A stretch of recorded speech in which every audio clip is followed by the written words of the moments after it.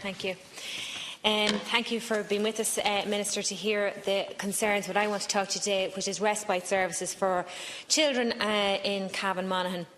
Thank you for the opportunity to raise this very important issue, which is to do with respite care, which has actually reached crisis point for over 100 families across Cavan and Monaghan who are on a waiting list for support. The situation with respite services for children and adolescents with disabilities across Cavan and Monaghan has deteriorated significantly over recent months, with more and more families unable to access the service that they so badly need. Parents and carers are growing increasingly frustrated with the lack of respite services, so much so that a public action group has been set up to try and highlight the issues that the families are facing. The Parents Action Group for Respite Services held its first meeting in Cashel in County Cavan before Christmas, and by all accounts was robust, heated, highly charged, with parents who feel at the end of their tether. Minister, I have been raising this issue for months now on the floor of this Dáil, in an effort to get something done to relieve these parents, to get a proper, consistent, supportive service in place.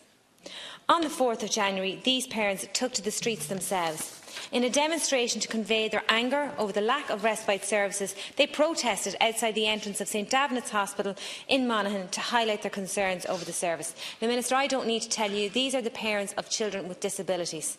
Be it physical, be it intellectual, they certainly have huge challenges every day of their lives without having to resort to protesting on the streets outside of a hospital, but they felt that that was necessary for them to have their voice heard and for the HSE to take it as seriously as the issue is for them.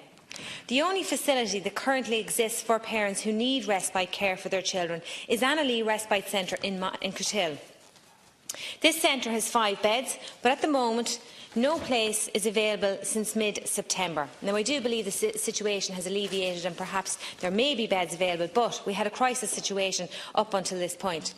I'd like to commend the hard work of the chairperson of the Parents Action Group, Jenny Farley, whom I know took the time to come up here to meet with Minister Finian McGrath, who met with a delegation including Niamh Brannigan and Kate McCabe and Seamus Cahill, along with my own colleague Brendan Smith, to hear their concerns. And again, Minister, you'd have to take your hat off to parents who not only take the time to call public meetings, to take the time to protest, to take the time to come up here and meet with the Minister. So it is a crisis point. I'm not exaggerating in any sense when I say that. But Minister, I have to say, listening is not good enough. Parents need action. They need another respite centre dedicated to children who need respite services. These parents face enough challenges in life without having the lifeline that is their respite care withdrawn from them, left for months without a break. Minister, it is utterly disgraceful that these parents have been abandoned in a vacuum with no end in sight. The obvious thing for the HSE to do in the midst of a crisis was to find alternative accommodation.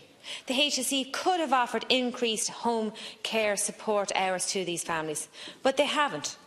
It is my understanding that the service has resumed since the 11th of January, but I'd like you to clearly outline to me today what is the plan that is in place to deal with the backlog of the last 5 months.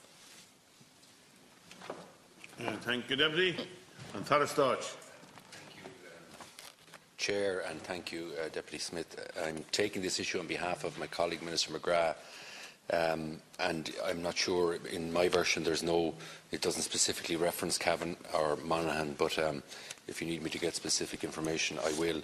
It's more of a general response. The Government's ongoing priority is the safeguarding of vulnerable people in the care of the health service. We are committed to providing services and supports for people with disabilities, which will empower them to live independent lives. Respite services are an important part of the range of services supporting people with disabilities and their families. Short breaks can also provide an opportunity for individuals to meet new people, widening their social circle and gain new experiences. Respite care is crucial in helping to reduce family stress, preserve the family unit and provide stability. The need for increased respite services is acknowledged, and the HSE continues to work with all service providers to explore various ways of responding to this need in line with the budget available. As part of this ongoing service provision this year, the HSE will provide over 182,500 respite nights, 32,662 day respite sessions to families in need right across the country. In 2018, there was a significant improvement in respite. An additional €10 million was provided to fund 12 new respite houses. That's one in each HSE CHO area, plus an additional 3 houses in the Greater Dublin area to respond to the very high demand for respite from this area. These additional houses are providing additional respite for families that need it. 10 houses have opened to date, the remaining 2 scheduled to open shortly. When fully operational, this will provide 19,000 extra overnights and 2,520 home sharing nights annually. €2 million of that extra money is being targeted at alternative respite services. These are practical and important solutions. Alternative respite is working well locally, with good examples of summer camps, evening and Saturday clubs having taken place and benefiting hundreds of adults and children. In 2018, community-based alternative respite projects delivered 15,144 in-home respite hours to 400 users and 1,296 Saturday evening holiday club sessions to 1,500 people. The number of adult service users continually increases as service users transfer from child to adult services. Therefore, this impacts on the level of respite existing service users receive. In addition, a number of service users have associated mobility needs, which means that they can only access downstairs bedrooms. This also affects the level of respite they receive. In preparing its 2019 National Service Plan, additional funding will be focused by the HSE on a number of priority areas arising from ongoing demographic changes. These include the expansion of community disability services to meet the needs of school leavers, 100 new therapy posts to address assessment of need waiting lists for children with disabilities, personal assistance and home help support service hours, residential places and respite places. Okay, Minister, I appreciate you're not the Minister for Disabilities or Health, and it is very good of you to come in here this evening. Unfortunately, though, I would have thought that the HSE would have provided you with information that was detailing about the crisis situation as Cavan and Monaghan. As I said, it is certainly not the first time that I've raised this, and I know my own colleague Brendan Smith has raised it on a number of occasions as well. Minister, there are parents in this area and this region that have had no respite care for 5 months. Now, I do know that the Parents Action Group were meeting with officials from the HSE this morning in relation to this, but I am not exaggerating when I talk about the frustration. I'm not exaggerating when I give you the numbers of significant numbers of over 100 families that have been affected by this, and I'm not exaggerating when I say the parents are at the end of their tether. I have one particular family who came to me. Their daughter has a severe physical and intellectual disability. She is almost 10 years of age, and they have never, ever been offered respite care. They're on a waiting list, but they have never, ever been offered respite care because the waiting lists are so long. So you add into the equation a house, the one facility that is available is taken up because there is a child who has obviously got difficulties and needs to be housed on their own for whatever reason. There is no other facility to accommodate the parents and the children who are on a waiting list. I would say to you, Minister, we can't carry on like this. These are our most vulnerable in society. These are parents who are exasperated, exhausted and are losing faith in the system, faith in the one place that they should be able to rely on for some support. Disabilities within our HSE service is crucial, it's critical, because most of these parents are 24 hours, 7 days a week, main carers for these children. And all they are asking for is their respite, which might be one night in 5 or 6 weeks.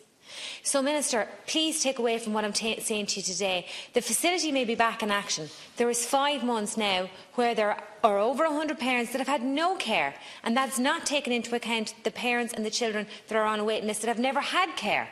So there has to be a plan put in place, Minister, and I want you to carry back to the Minister today. It's an action plan to deal with the crisis that is specific to Cavan and Monaghan that we want to know about. Briefly, I certainly will.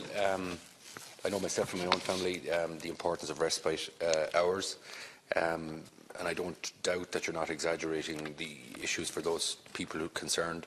I'm not surprised that they're on the streets because, by the very nature, parents of kids with either development or disability issues. You know, the most important people in their lives often is that child that they want to help. And I certainly will tell Minister McGrath about your concerns and ask him to respond directly to you. It's just, as I said, the question certainly as listed here doesn't specify Cavan and Monaghan, but I'll get him and his officials to give you a specific answer in relation to Cavan and Monaghan.